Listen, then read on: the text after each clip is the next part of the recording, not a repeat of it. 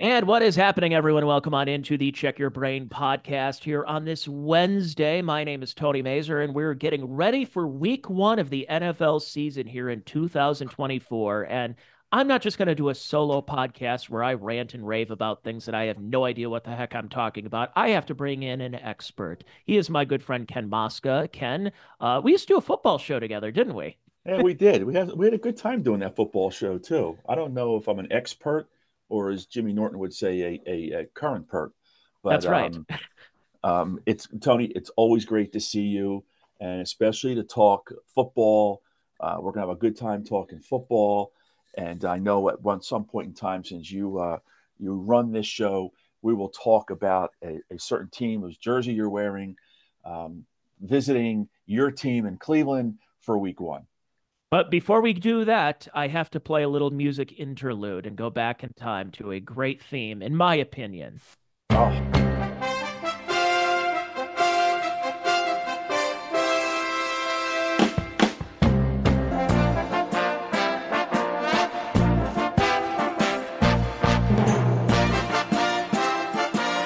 So that is the NFL Today theme, the old yep, one back in the 70s. Brett Musburger, he had Jimmy the Greek eventually on there until he was yeah, canceled. he was canceled. He was one of the first. Him and Al Yes, he. Campanis were one of the Yep, first cancellations back in the yep. 1980s. But it's interesting because I wanted to play that because in the days of watching ESPN now, and everyone wants to see, oh, we'll have preview shows, and now everybody has a podcast and talking about it. That back in the day, there weren't many options to go check that out, and that was like the standard show to watch, the NFL Today. Everybody watched that show, and Brent's the only guy left from the original cast. The rest are deceased. Brent is the only guy left now. Up until I think last season or season before, he was doing Las Vegas Raiders games on the radio. I don't know if he's still doing that, but he lives in Vegas and he's running a betting book, something like that. He's doing So something you in can betting finally with bet on teams legally yeah, now. yeah, you can, yeah, you can finally do that. And you mentioned, watching ESPN. For those of us who have DirecTV, in fact, I have the DirecTV app now. I don't get any of the Disney stations anymore, which means I don't get ESPN, I and I noticed don't that I get. was at my gym today and Yeah, I was on the treadmill and I was putting on and they said, "Sorry, DirecTV does not have any of the Disney network stations." And I'm like, "Okay, I guess I'm going to watch MSNBC now because I had nothing yeah. else to So watch." no, so there's no Monday Night Football yet for us, but I'll listen to it on the radio. That'll be fine. I'm good with that. But yeah, we used to do a show together, and it was rather enjoyable.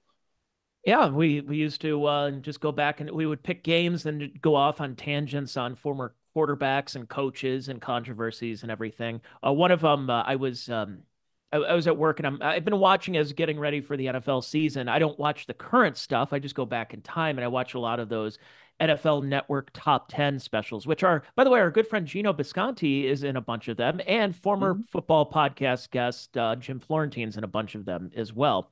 And I was watching the one about mobile quarterbacks, and one of the top ones they had was Roger Staubach. Yep. And between him and Morton, I didn't realize it was such a quarterback controversy where they were subbing them in every play. It wasn't just every game or every Uh, series. It was every other play. There was either going to be going to Morton, and then it was going to be Staubach. And I don't understand what Landry was thinking. and for a guy who and Landry was an engineer. Okay, he was a licensed engineer. He had that great brain. Everyone knows that.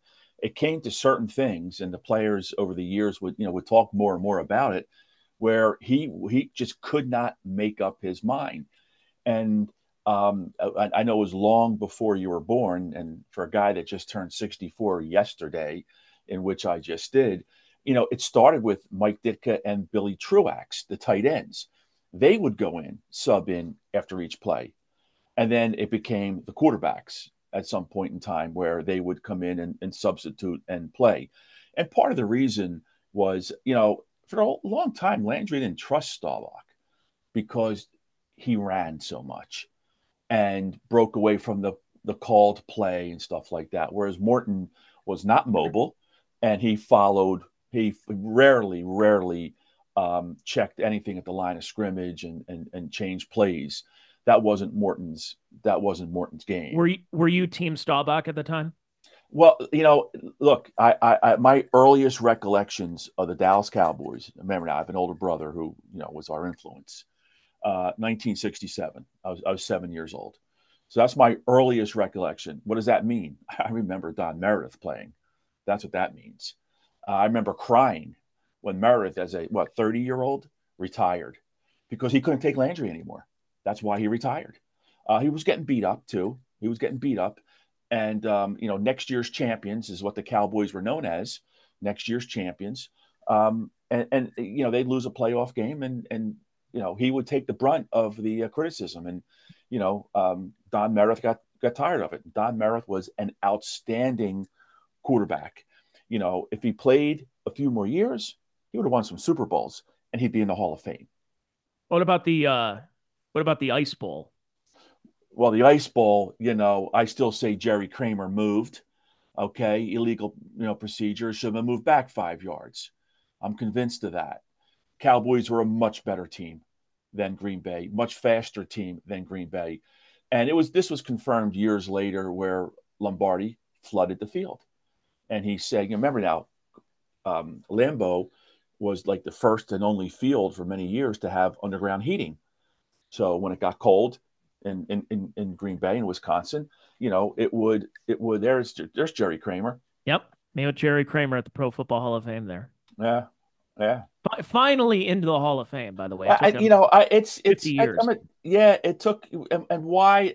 That's a whole nother conversation because of the look at the what Deion Sanders spoke about 3 weeks ago. Some of the greatest players to ever play the game went and met with the leadership of the Pro Football Hall of Fame, and they said, enough. This is now the Pro Football Hall of Pretty Good. I Yeah. mean, the people that they're letting in, and I understand some of the same thing is happening in baseball too. Oh, don't even get me. We Oh, could do another podcast on yeah, how I feel about the Hall of Very Good in it's baseball. it's crazy. But look, was Jerry Kramer a Hall of Famer? He most certainly was a Hall of Famer, and he should not have had to wait 50 years. Chuck Halley with Alzheimer's doesn't know where he is anymore. He finally got in, and his son, accepted on his behalf. Chuck Halley should have been in the Hall of Fame a long, long time ago. It's What and about there's what about Mongo? You got McMichael finally. I mean, the guy doesn't know his own name anymore, and they're like, well, "Yeah, I doesn't know. guess you're ready for the Hall of Fame." Well, he's got Lou Gehrig's disease, and it appears he probably knows his own name. That disease, the last thing that gets you is the brain. The brain is Yeah, still working. Tim Steve Gleason. Yeah, Everything else is not. But there are people. He had 97 and a half sacks, something like that. Which, he was a dominant. He was an interior defensive lineman. He was a dominant. And there are people who still felt that he shouldn't have got in.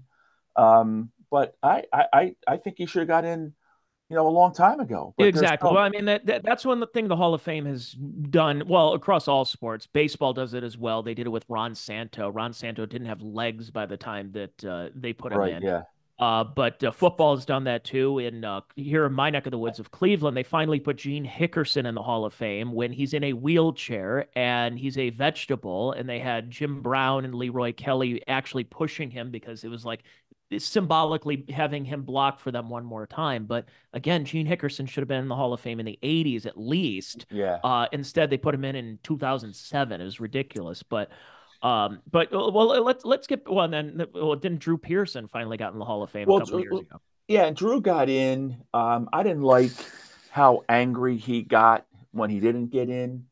I thought that his reaction was not good. But listen, I was never a pro athlete, so I know he put a lot into it. I know his career ended. Um, I know his career ended prematurely when he was in a car accident and his brother was killed. He had more years in him where he would have put up a lot more numbers or more numbers. But he was on the team in the 70s. Did You you know know, Drew?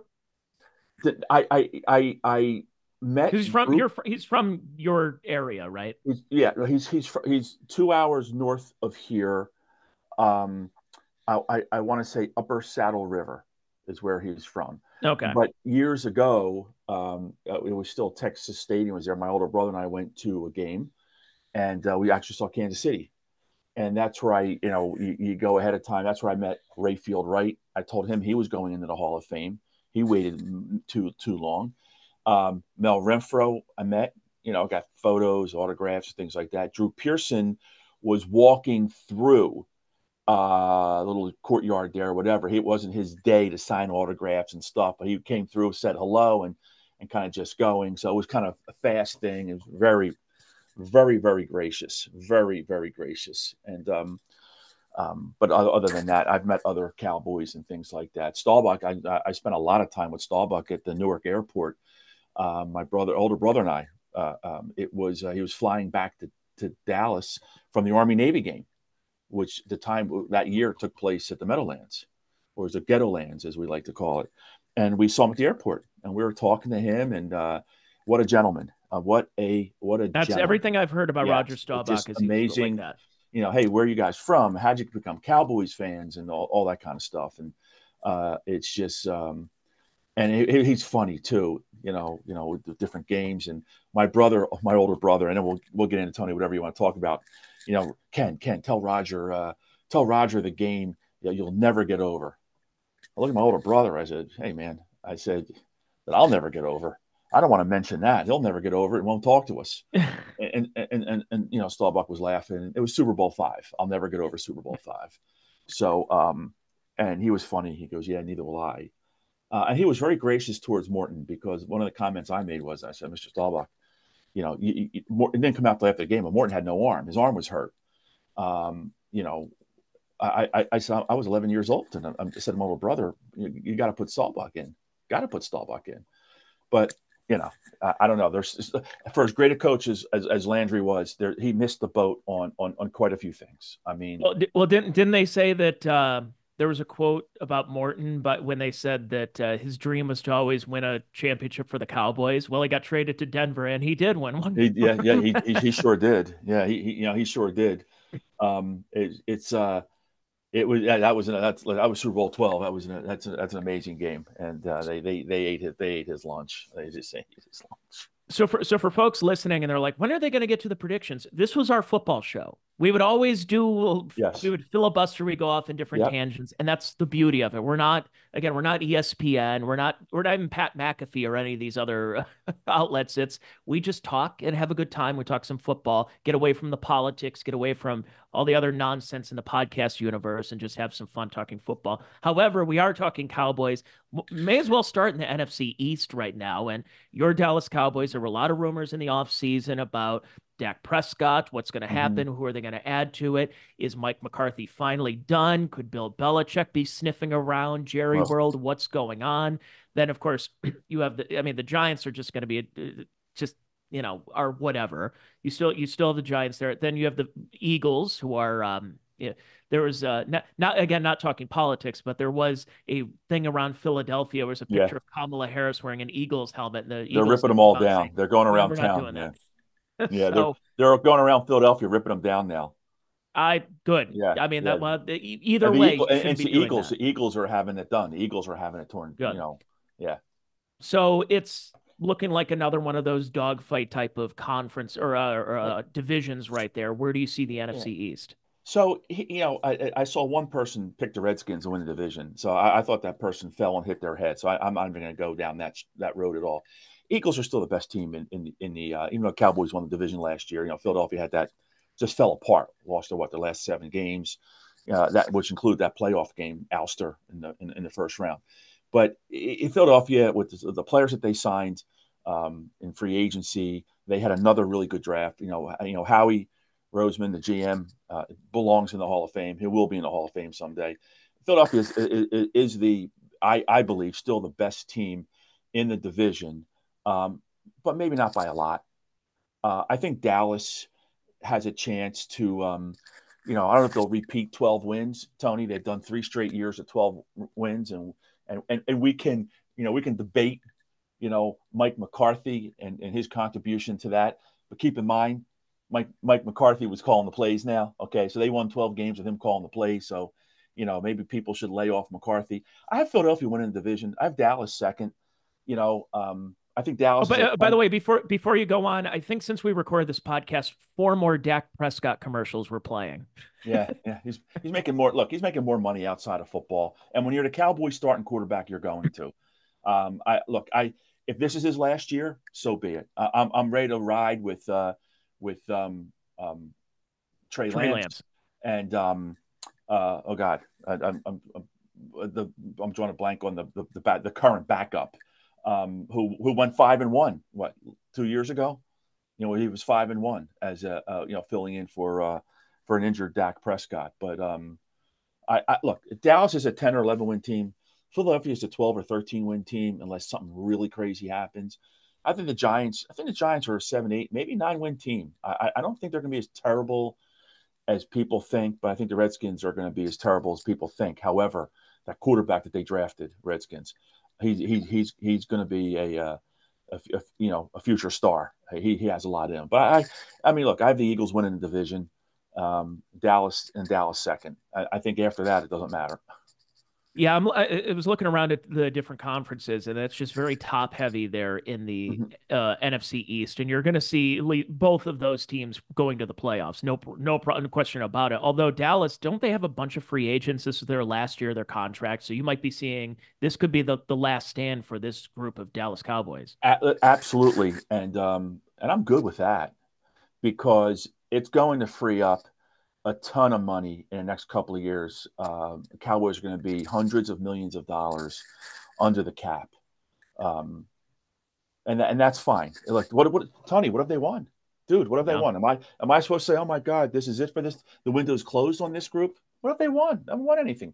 Bring on the next group. They've Who had great cares? players, just haven't won Sure, anything. they just haven't won anything. Just haven't won anything. So look, And by the way, it's not because I'm going to use a basketball example. There were a lot of great teams in the early 1990s, and they just couldn't get past the Chicago Bulls. You had the Kemp Payton Sonics. You had the Utah Jazz. The Portland had a nice run for a little bit with Drexler. Over in the East, you had the Bad Boy Pistons were finally kind of the Ewing going Knicks. down. The Ewing Knicks, the Cavs with Mark Price and Brad Daugherty. It's just you couldn't get by Chicago. Well, that's not the thing with Dallas. Dallas was in many of those years a favorite to win and I or at know. least go to the Super Bowl, and they just haven't gotten out of their own No. way. So who knows? Maybe change of scenery. Maybe if it's getting to a point when Jerry's getting a little bit older and you start looking at what the future of the ownership group is going to be. So I don't know. It's going to be kind of interesting, but for the time being, I agree with you. I think it's going to be Philly and then Dallas. Other divisions, you have the NFC South is a disaster. Um, Yeah, I look the Tampa and the Falcons.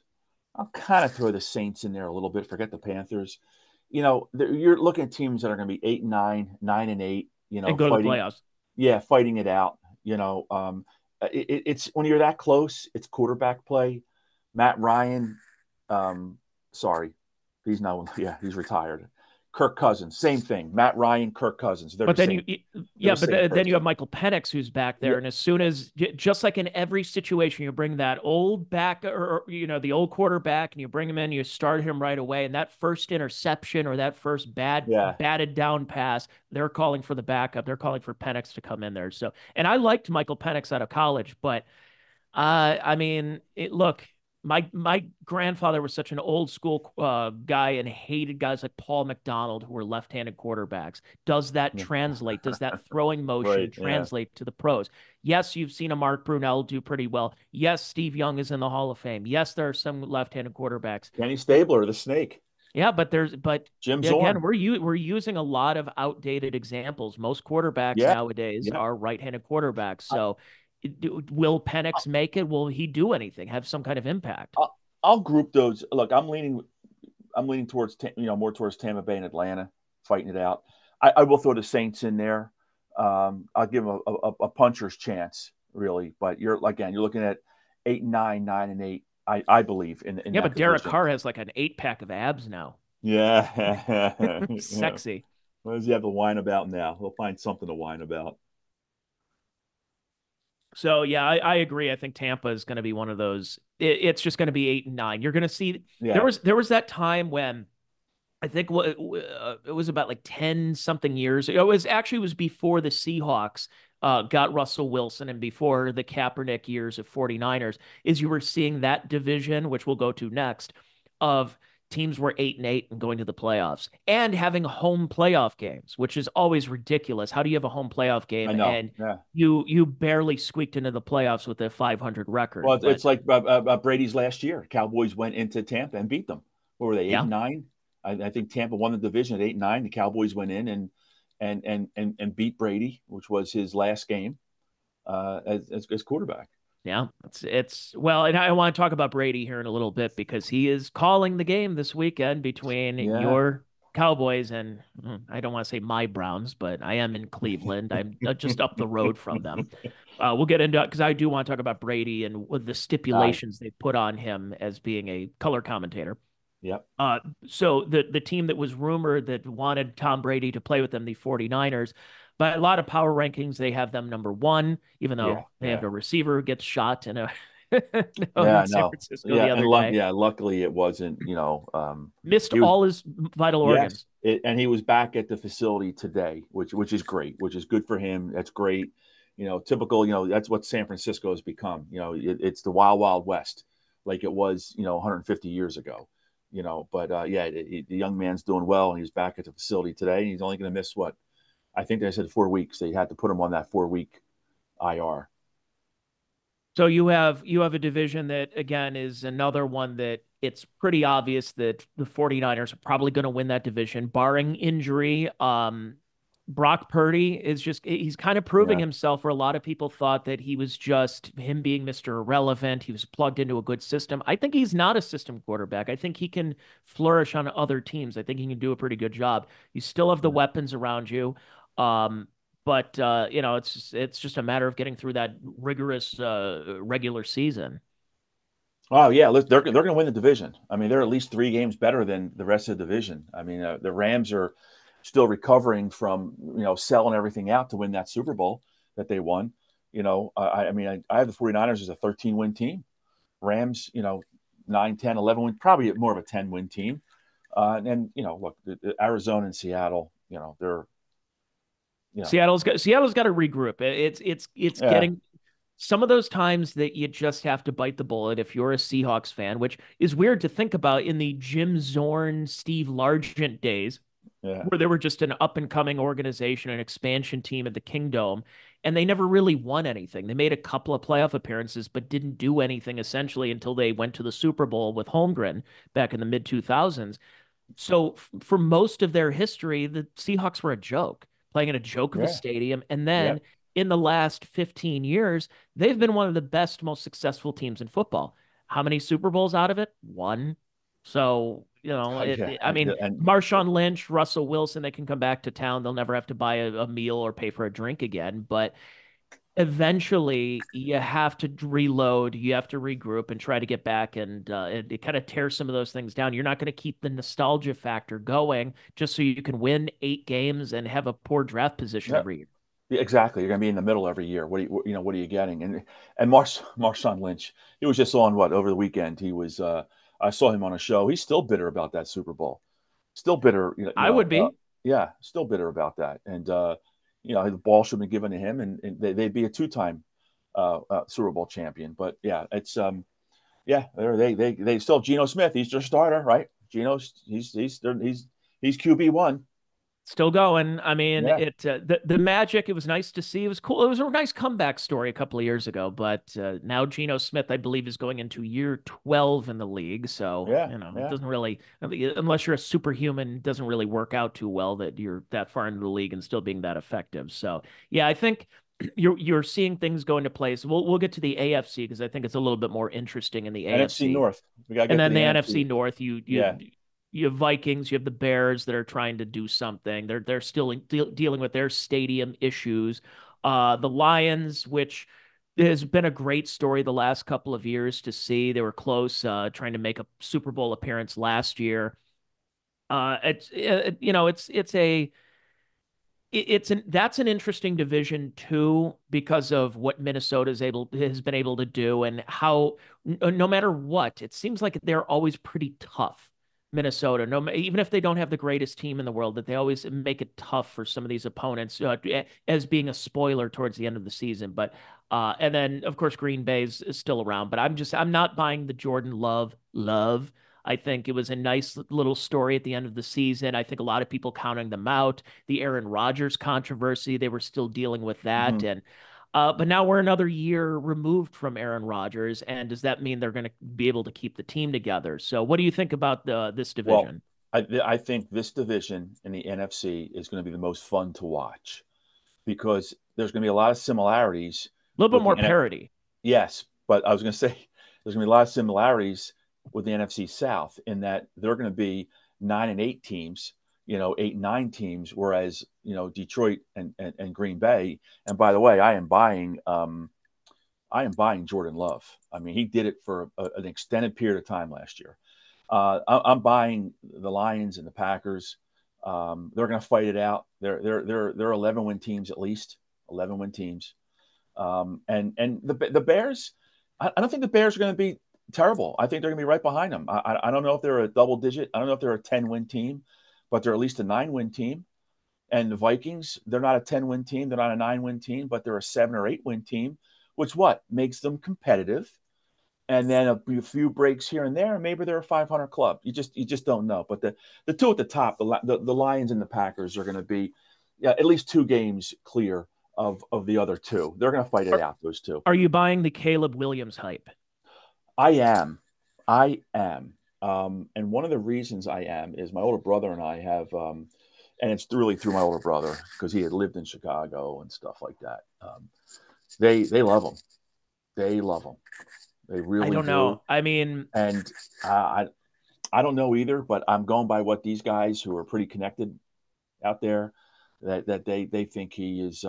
They think he's the real deal because of what they saw in training camp and a couple of preseason drives, especially. So, for right now, it's easy. I think Tony, it's easy to discount him. It's easy to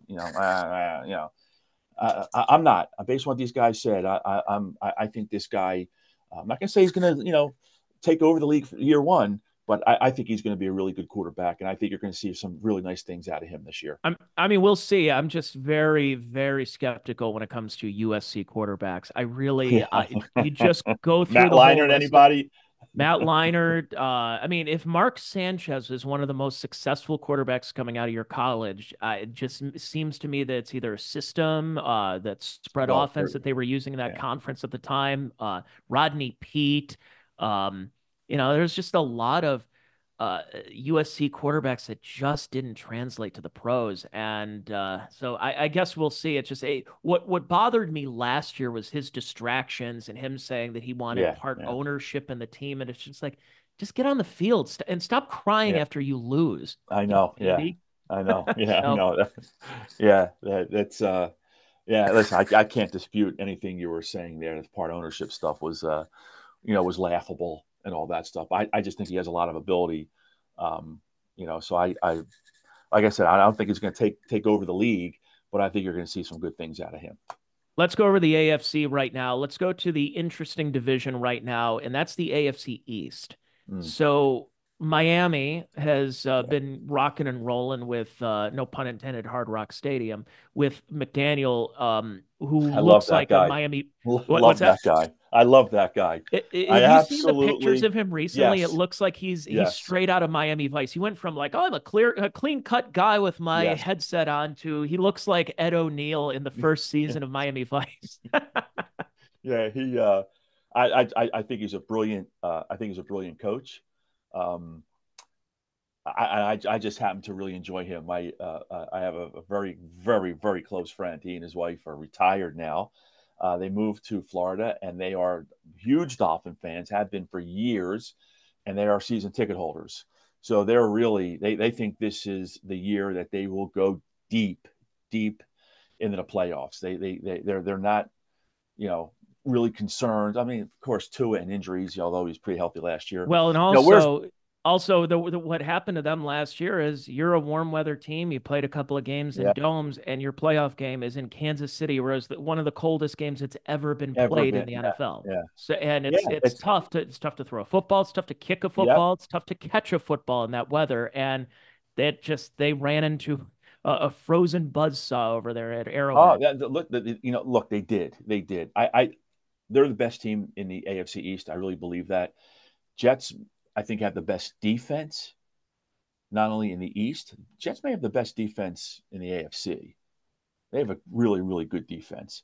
It's just a matter of really, what Aaron Rodgers has left. And there's little rumblings about really how healthy he is, that leg. My cousin is still a Jet season ticket holder. Um, so I'm hoping to get to at least one game this year. Did not make a game last year, but I think the Jets and Buffalo, they're 10-win teams, but you just never know with health wise and things like that. I think Miami's a 12-win team. I really do. Um, but I believe Miami will win the division. And you're dealing with Buffalo. I think that's Mm-hmm. another one of those classic Buffalo lore stories you're going to hear about years from Mm-hmm. now at the Anchor Bar or wherever you're at in Buffalo. They're going to be talking about how Yeah, yeah. this team, with Josh Allen, arguably, well, he has way more tools than, well, I shouldn't say that.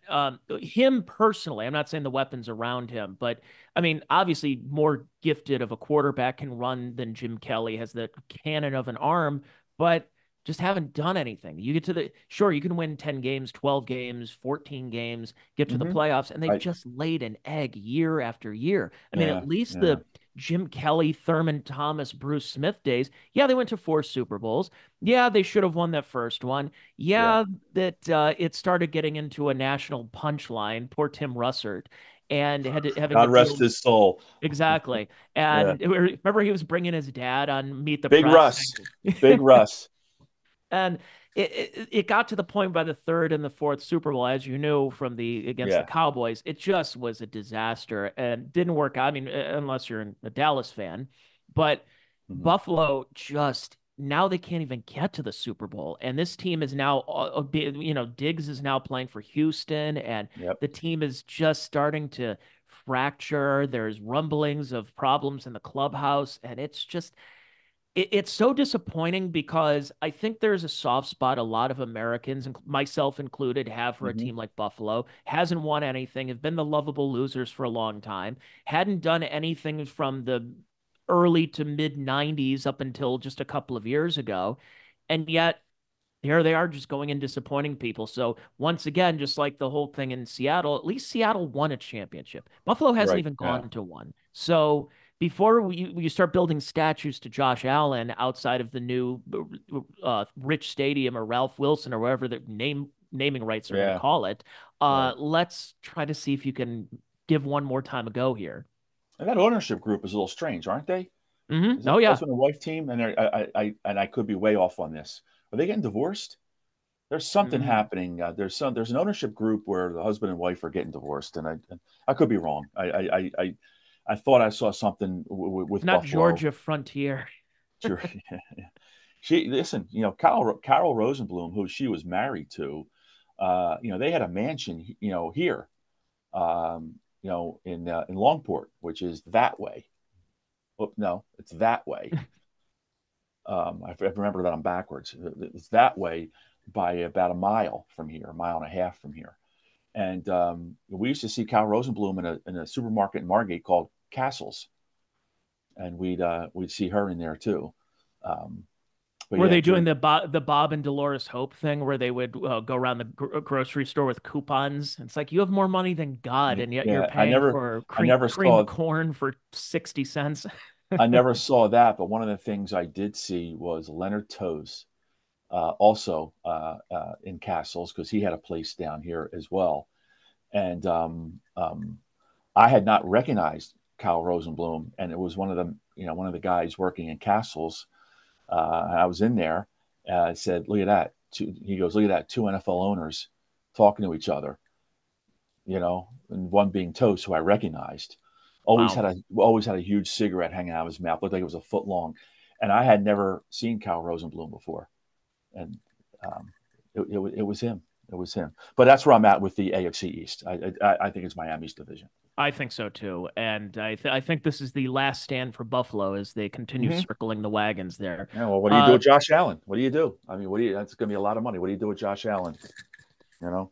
So we went from the East. Let's go to the South right now in the AFC, and I think this is one where the Houston Texans. We talked about it last Yeah. year with D'Amico Ryan's. The fact that he did not win Coach of the Year is just disgusting to me Yep. because of Yep. what he was able to do with it with a team that Mm-hmm. many preseason predictions. I had them around this time last year, and they were saying this is a 2-win football team. This is they've got some talent, but it's going to take them a little bit. You have a rookie quarterback Yeah. in C.J. Yeah. Stroud, puts them in the playoffs. They murder the Browns in the first round. They get very close to being a Super Bowl team. They very Mm-hmm. well could do that again.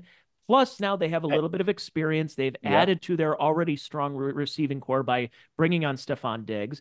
Yep. And you also deal with a pretty mediocre to subpar division overall. I'm not impressed with the Colts. I'm not impressed with Tennessee. And Jacksonville is just, it's usually you get Trevor Lawrence has done a couple of things, and I like what they've done in cleaning up the disaster that was the Urban Meyer era, which was only like less than a year. But I just see this as a Texans division. I'm not saying they're I, going to win 14 games this year, but I think they're going to be a double-digit win team. Tony, I agree with you. I have them. I have them at 10 or 11 wins.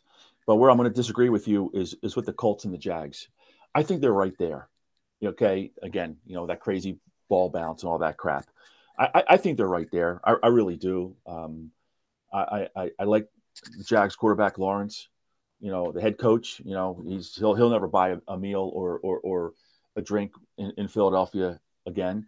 But I like both those teams. I think they're going to be right there at Houston. And with any luck, and the Titans will need some luck, they're an 8-win team. Okay, but they need some luck because they have some talent over there.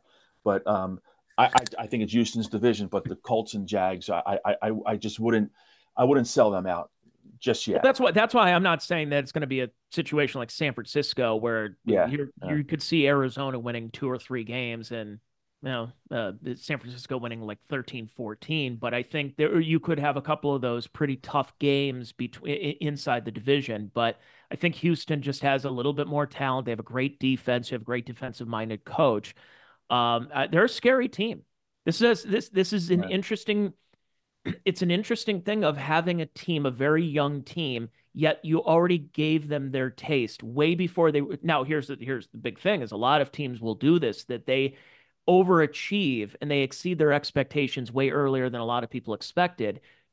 Could they peak too early? Could this be the Mhm. year that maybe they make another jump? Or did they peak too early? They're getting a little bit of stage fright, and maybe they weren't as good as they should be. And CJ Stroud has a sophomore slump. I don't know. I don't see that really happening. I think for a guy, for me, having seen CJ Stroud basically every single one of his college games, and yeah, sure, he didn't beat Michigan either time. It doesn't really matter, especially now in the pros. Only Mhm. matters if you're in Franklin County, Ohio, outside of Columbus. Uh, Nobody else gives a crap about it. But CJ Stroud really impressed me with what Yeah. his poise, the fact that he can throw touchdowns, his very low or very very good ratio, touchdown to Yeah. interception ratio. And I like what he was able to bring to the table for a very young team, a young coach, a go get him coach, a coach that kind of like what you saw in Detroit, a coach you want to run through a wall and play for. So Right. who knows? I mean, it's going to be kind of an interesting way if you can get them into the playoffs and see where they go when you get to that level. I'm not. I'm not concerned about Stroud having a sophomore jinx, Tony. Mainly because of the coach. You hit it at the top when he should have been coach of the year. I think the guy's special. I really do. I mean, he has a connection to that team that he was really established very quickly. Very very quickly. So I look. They're not going to be perfect every week. None of them. None of the quarterbacks are. None of the teams are. But I really like this coach, and I think he and the quarterback are pretty much just like in sync, and he won't let Stroud if he does struggle at times, he won't let him get too far down. You know what I mean? I think he's the type of coach that if you're down, you're not going to be down long. You brought up an interesting point. I wasn't even thinking about it until you mentioned it about how D'Amico Ryans was the Houston Texans. He was Mm-hmm. kind of that heart Yep. and soul for a long time. Him and J.J. Yep. Watt of being Yep. part of that Houston Texans core, a team that's relatively. I mean, they're one of the newest teams. I think the newest team in the league still since 2002. A team in the first decade or so was just a disaster. I mean, they drafted David Carr and they had no line around him and got him essentially murdered out on the field. Um, but D'Amico Ryans was one of those guys that he was just a solid player. He knows the culture. He knows the stadium. He's been there. He Yeah. played all his home games there. Now he's coaching his home games there.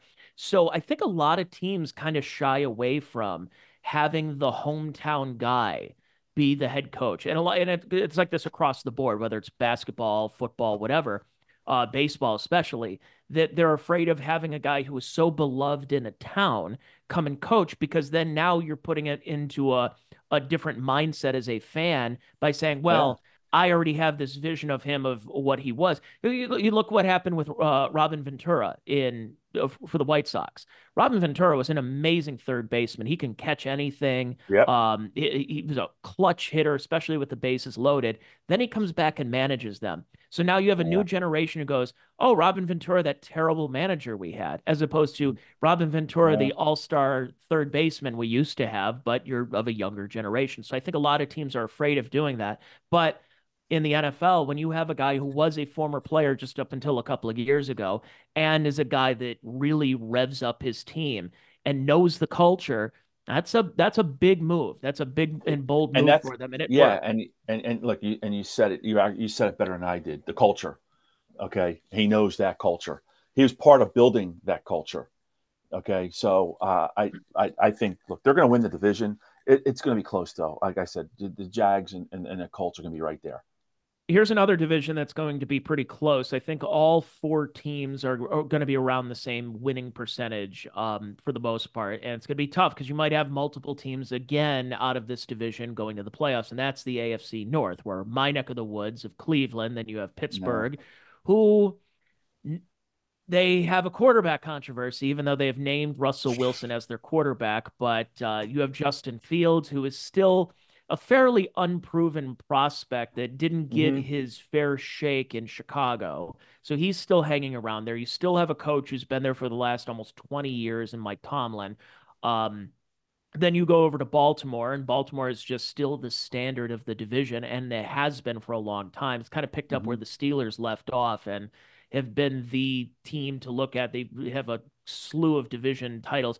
It's just the problem is they're not winning championships. And they get to that point, they have Lamar Jackson, who won another MVP last year, but I think a lot of people look at it and say, sure, he's winning MVPs. Sure, he's done well in the regular season, but when it comes down to playoff time, he just folds like a cheap suit. Then you have you have Cincinnati that had a little bit of a down year last year. They had injuries they had to deal with Right, Joe well, Burrow. Burrow and a Yeah. couple of Yeah. everyone else.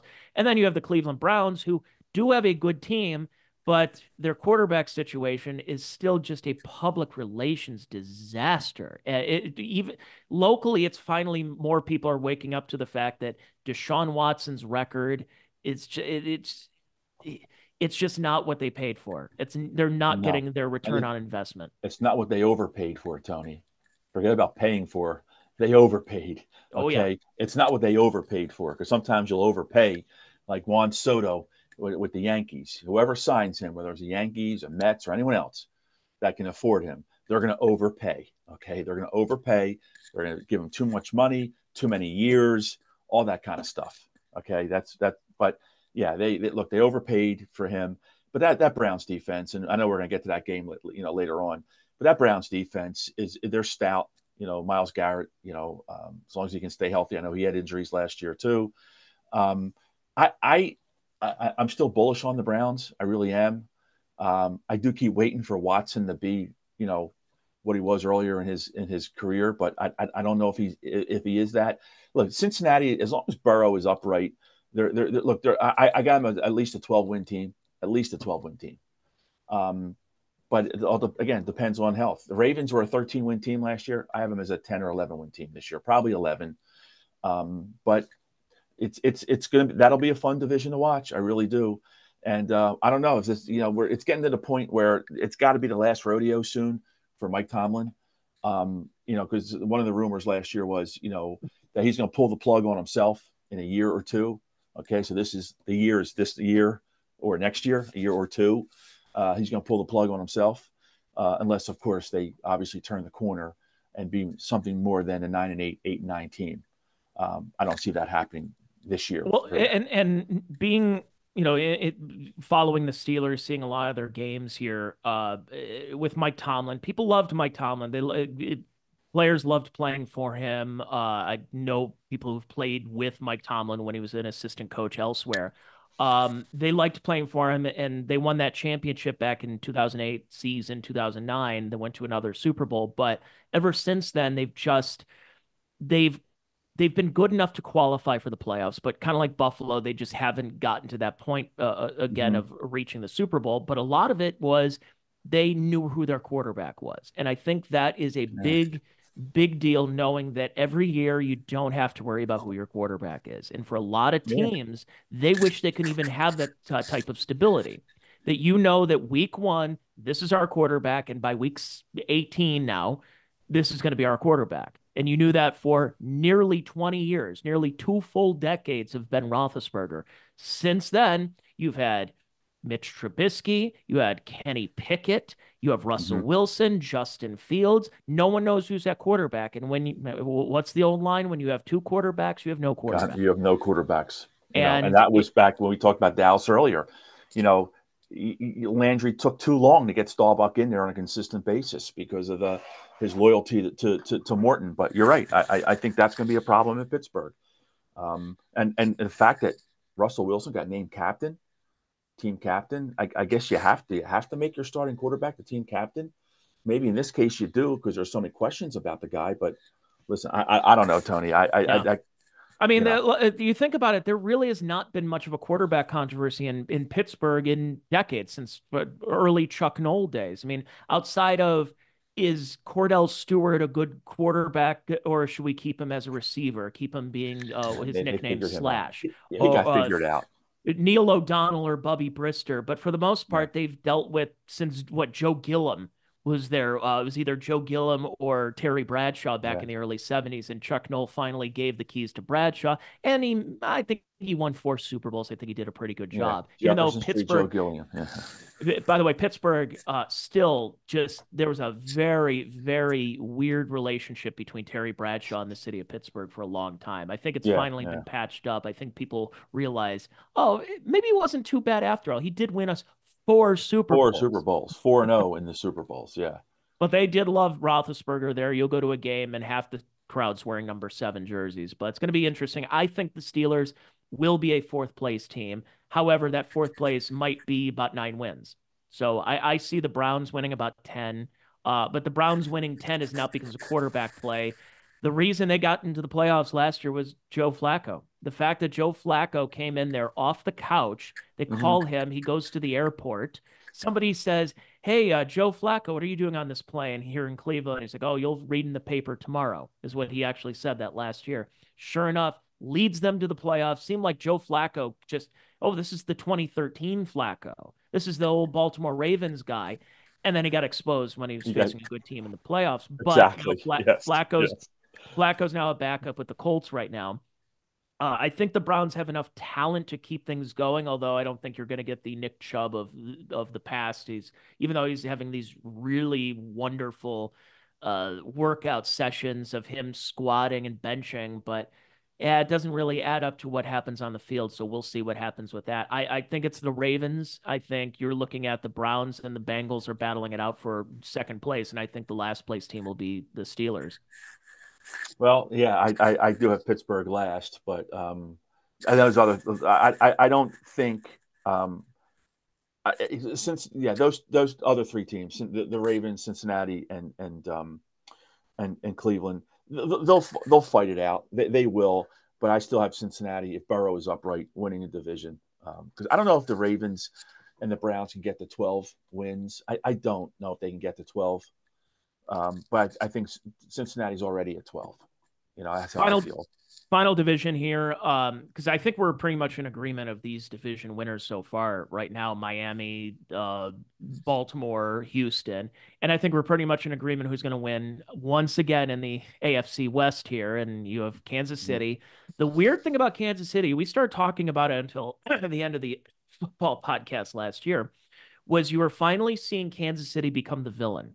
Because I think for a long time, Good point. when you see this in other sports, that there's this fixation on the big markets, the New Yorks, the LAs, the Chicagos, and when you finally had a team, because we heard how many times of Tony Gwynn, they said, "Oh, if Tony Gwynn played for the Yankees, then he'd be the greatest player ever." And now he's still a great player, and everyone knows him. Thought he was a great hitter, but he would have been even bigger if he would have been bigger than Derek Jeter. Okay, that's fine. That's baseball. Football, you actually can be a star and play in a small Midwestern market like, Kansas City, Missouri.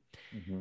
Chiefs had been, had some couple of good years, especially in the early 90s. And then you got to a long outside of Priest Holmes and Jamal Charles. You didn't really have too much going on with Kansas City for a while. They draft Mahomes. And they have this amazing run. They are the new dynasty of the NFL. They're the new Mm-hmm. Patriots or the Steelers, Cowboys, whatever you want to go 49ers of this generation. But when you saw uh, that play last year, that was a Kadarius Toney who was lining up like 10 yards over the line of scrimmage. And after the game, Mahomes and Travis Kelce are saying, "That's such a BS call. I can't believe they called that." And tack on the Taylor Swift stuff and the fact that Mahomes and Kelce are now in every commercial. They went from the team that you kind of liked, you're like, "Oh, I like that Kansas City team," to, okay, now me as casual football fan want to see him lose finally. It Yeah, took a and couple of years, but I feel like they're finally now the yeah, new. there is that. Yeah, there is that out there now. It's like Mahomes' wife too is now getting in on the action, and she wants her 15 minutes, and stuff like And that. don't forget about You know, Jackson it, Mahomes too. yeah, I know. Yeah, definitely. Yeah, he's stretching that 15 minutes. But yeah, look, it's Kansas City's division. You know, I think the Chargers are definitely going to be improved with Jim Harbaugh as their coach. I think so too, but not right Yeah, away. I think it's going to no, take a not couple of right years. away. I mean, then I look at the Chargers and Denver as 7-win teams, maybe 8-win teams, and the Raiders, 6 or 7-win team. Um, but yeah, that's how I see that. That's how I see that division. So you get to the playoffs, and it seems to me that it's very very interesting in the AFC. Will one of these AFC teams finally knock off Kansas City? Will it finally get to a point where Mahomes has a bad game, Travis Kelce has a bad game, Hmm. that you're going to see a little bit of a changing of the guard, or are we going to continue it and still have more Kansas City? I mean, if you ask me, and I hate to say this, but I feel like we're going to have another rematch that we saw last year, San Francisco, Kansas City.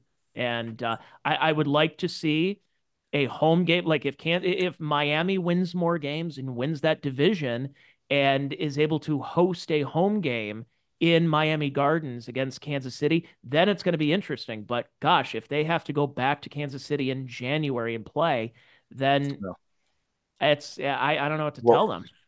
I'm with you on that. If it's Miami, like I'm going to say it again, if Joe Burrow is upright, it'll be an AFC Championship game of Kansas City and Cincinnati, and regardless of where the game is played, I give both teams an equal shot. But if anyone can beat Kansas City, it's going to be Cincinnati with Burrow at quarterback. That's why I see in the AFC. I see Kansas City and Cincinnati, and I can see either one of them winning the game. I'm not going Yeah, to because say, yeah, if you're playing at a neutral site, or even if playing at Hard Rock Stadium down in Miami, that if you're going to get into a absolute shootout between Kansas City and Miami, who wins that one? And yeah. it's hard to still count out Patrick Mahomes and that team and how that offense is geared.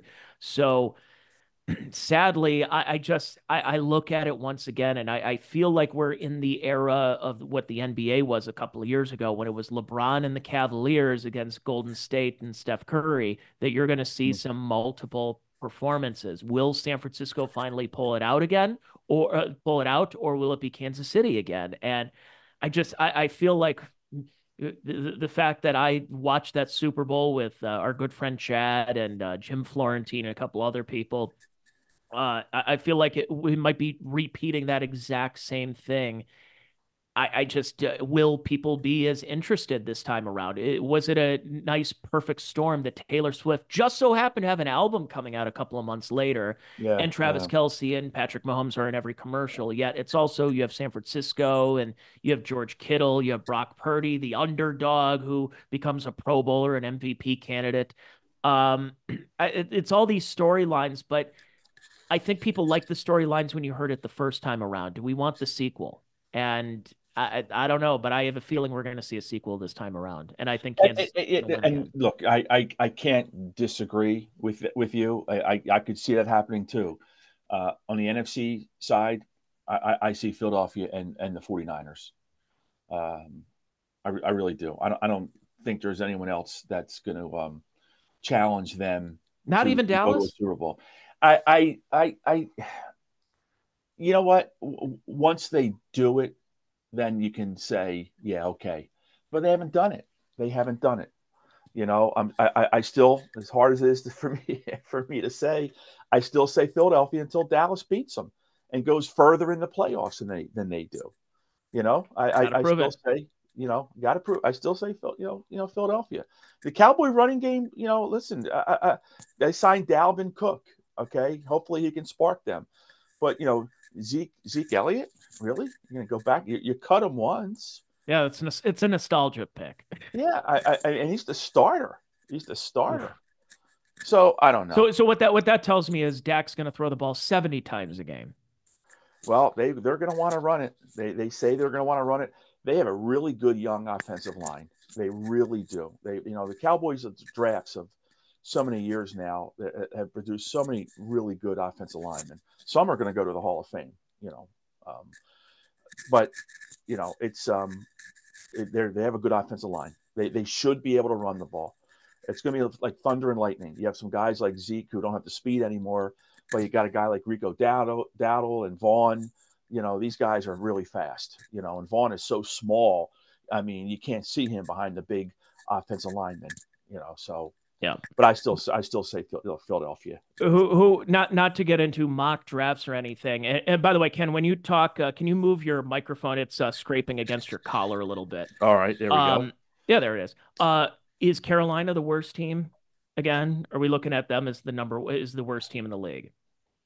I get Carolina or the Redskins. They could be the worst team. I don't know what New England is. What's New England? A 3-win team, a 4-win team? I don't know what New England is. I mean, they have You to. know, That's another one you want to talk about a team that needs to just get the stink off from the past. yeah, You can't. I mean, yeah, sure, you can have Rodney Harrison, at coin toss or Ty Law or bring back some of these old guys from the past, but I think they have to forget about the past for a couple of years. Try to get this ship back. I really do think New England could very well be the worst team in football next year, and I don't think that's a bad thing for them. I think they've had enough winning in the past that they could deserve a season or two of yeah. in the doldrums. Well, listen, they made the deal with the devil, meaning Belichick, so they got all their Super Bowls. Whether some of them were cheated in or cheated to get there, who knows? Who cares at this point in time? But yeah, they're going to go through some growing pains now, and you get to see Robert Kraft and his son sitting next to him in their owner's box in Foxborough, getting all pissed off and stuff like that. And to a lot of us, that'll be a nice sight. Oh yeah. So last thing we'll mention because we were talking about the Browns Cowboys game, which who do you think wins that game? How do you think? Because it's I here, it's a Yeah, 425 game locally, and it's right up the road. I'm working during a little bit of it, so I'll be able to see some of the game. Um, But actually, I'll watch all the game, but I can only watch some of it at work, some of it when I get home. But what do you think the opening game, and then we'll get to Tom Brady calling games here in a second. I look, Cleveland's going to win the game. I really believe Cleveland will win the game. They'll win it by more than a field goal. You know, What's the spread on it? Do you know? I don't even know. I didn't even I'll look. I'll, I'll check You as you know, talk. yeah. So I do think Cleveland at home with that defense, and their offense is not terrible. I'm anxious to see the Cowboy defense with Zim back. Zimmer back as defense coordinator, and who knows what the offense really is. Like again, what I just said about the running game. That's they need a good running game. Dak needs a good running game. I just think that Cleveland right now is the better team. And if it was in Dallas, I'd pick Cleveland by a point or two. It's in Cleveland, so I'm picking them by a little bit more than a field goal. Well, that's about what it is, 2.5. There you go. As Okay. of this Well, recording, we're recording this Tuesday night, going into Wednesday, and right now it's 2.5, barring anything that changes at this time. But yeah, I kind of agree, but I think it's one of those. It's not going to be indicative of the rest of the season. It's something to build upon if you're the Browns, but I don't think it's mhm, going to be a death sentence if you're Dallas. So, but yeah, who's calling the game is Tom Brady, and it's a Fox game. They've put a lot of resources into Tom Brady. I think they've sent him to all the broadcasting school just to make yeah. sure he can speak properly. And Hmm. as we've seen now in the last couple of years, these NFL announcers, the Tony Romos, the Greg Olsons, have done a pretty good job. I know a lot of people don't like Romo, but you remember Romo's first year when he called Hmm. games, and it was incredible because he was up there in the booth saying like, "Oh yeah, that's a halfback pass," and it happens. And he kept doing that over and over again. And he was essentially telegraphing what these coaches, and it's not because he knew the plays, it's because he knew football as a quarterback and it was pretty good at his job and being able to call Hmm. that stuff. And then now you have a lot of these announcers who were personalities during their time in the pros. But I thought Greg Olson did an incredible job. He's a Hmm. likable type of guy in the booth. Was fun, but also gave good analysis. And yet he gets demoted because he's not Yep. Tom Brady. Now Tom Brady, there have been all these stipulations that he can't hang out in locker rooms or he can't hang out on the field and talk to coaches and teams and stuff, and that he can't call out plays what he think is going to happen. And I guess another one is it's not so much favoritism, but he can't. What was the other stipulation? It was something along the lines of that like he can't play any type of favorites or something. I forgot there was another stipulation though, but it seemed like they were going through the process of Tom, we're going to give you this just boatload of cash right now, but you got to play by our rules. This is how we do broadcasting. And will he stick to all those? I don't know. What do you think, Well, Ken? well, Do you think why? Brady's going to be as good as he is? Why they gave a lot of those stipulations too was because he's still in talks to be part owner of the Raiders. Oh, Yeah. that's right. So that's the one of the big reasons why he has these stipulations. I don't believe he'll be doing a Raiders game this year, even though he hasn't signed any papers or whatever. But it appears to be almost like a done deal. So yeah, Well, if the that's if a the Raider that, if he's on the A team and the Raiders are going to be as bad as we think they are, I don't think we have to worry about there you go. Yeah, that. yeah, yeah. But So that do that's you the real think he's going to story be any there. good though? Um, I'm going to say this. Until he proves me otherwise, I'm going to say he is going to be good because the guy was always known to be a guy that prepared. I mean, he prepared to play football. He prepared to play quarterback. He's going to prepare to be the best analyst that he can be because he doesn't want to be criticized. He doesn't want people to say, "Oh, yeah, listen, you're a great quarterback, but you stink." As being an analyst. So he's going to prepare. So knowing all that, I'm going to say that I would anticipate him being good, good to very good. Maybe right away. This isn't 20, 25, 30 years ago that these quarterbacks are retiring. Look, Staubach retired. What, he lasted a year at CBS, and that was Yeah. it. That was it. Well, Of how many course, years he's was worth Dandy Don a part of it? many years. I mean, many years. He left and came back, But then again, Staubach went in the real estate business, and to this day, he's worth what, $600 million. So I guess he did okay, not not being an analyst for Wh- CBS for all those years. Who are your favorite former players turn analysts? Well, I'm gonna Romo for one, is one of my favorites. Um, no, I thought was good back in the day too. Very mellow guy, uh, Hall of Fame defensive Bob Trumpy. tackle. Yeah, Bob Trumpy wasn't bad at all, but I was I thinking like more. Trump. I thought Yeah, Trumpy had a yeah, good voice for the yeah. broadcast Trumpy booth. was good. Merlin Olsen. I thought Merlin Olsen was good. Yes. Not crazy screaming and stuff like that. I thought Merlin Olsen was very very good. What about Um, Frank Gifford? you know what? I met him at O'Hare Airport, and what a really nice guy. That's a story for another time. Was it Just was he with the stewardess? No, it was not. No, it was not. Well, But I'm gonna tell you, I'm 6'2". He was tiny. He was really? tiny. Yeah, skinny and tiny. So, back in the day, I guess, lifting weights, you saw him in, old number what, 16, old number 16 for the Giants. And you could see he had some girth to him, but he was tiny, but he was very, very nice. It was a Tuesday morning. It was after a Monday night game. I was in Minnesota, Chicago, with my older brother, and it was a night that Gale Sayers and Dick Buck's numbers were retired, and it was raining sideways. It was so bad, but our tickets were so bad. We were up near the top of the stadium, so we were okay. We were kind of blocked since it was coming sideways, so it wasn't that bad. But it was a Monday night game. But he was really nice. Gifford, I thought Gifford was very good. Look, Meredith. I don't want to call him a clown, but he acted the clown. You know what I mean? He was Yeah, he there to was have a also good time. drunk too. Yeah, he was there to have a good. Well, they all were, except for Cosell did drink though. Um, yeah, he was having a good time. Yeah, I remembered. Well, Pat Summerall was a great example of somebody that Yeah, he yeah. How could can we call. forget Summerall? Yeah, He was, but he was a lead. You don't see, yeah. No, you usually see former athletes as the analyst, as the color commentator, but he was the lead, but he was great at it. And I did a hmm whole podcast a couple of months ago about broadcasters. yep, And the goal, at least, especially on television, is to let the picture tell the story. Your job is to make sure the picture goes to the next story. It's not radio. We don't want to hear your catchphrases.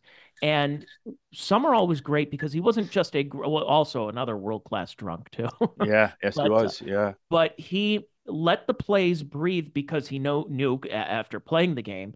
But he also had other interests that he would call Wimbledon. He would call the Olympics, and he and he did a the bunch of stuff, Masters. He did CBS Golf, and he was the voice of the Masters and it was excellent for at many it. years. As Yeah, as a football guy, it's not Jim Nance, it's not Joe Buck, it's not Vin Scully or Al Michaels. It's you actually have a former athlete yep. who transitioned to the booth just flawlessly, in my opinion. Or Dick Enberg. He was a great play-by-play guy as well. Yes, I loved Dick Enberg, and Yeah. I was his final year of broadcasting. He actually called a Tigers game with Kirk Gibson that I was actually at, and it was kind of cool. They were honoring him. And it was the same. I think he retired in 2016 with Vin Scully.